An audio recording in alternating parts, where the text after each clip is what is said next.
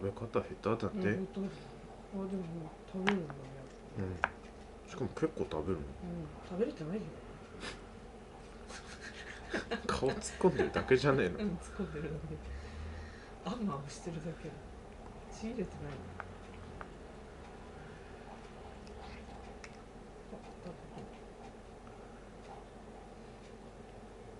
ソファーの上でゲロしないでね。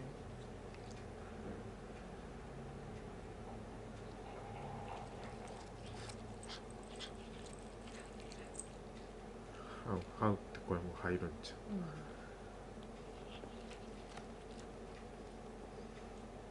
食べれてないね。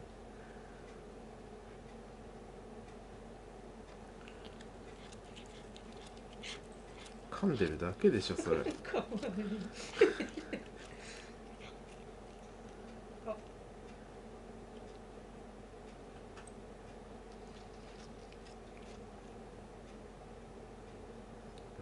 猫草っていいんだね。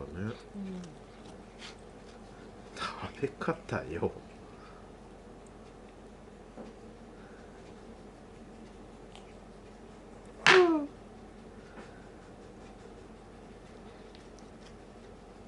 れ物の下にちゃんと返しついてて、根っこ絡まってるから土が抜けることはないんだけど、軽すぎて繰り返すかもしれないね。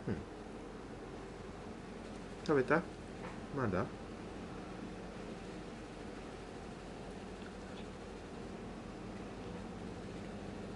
食べたね。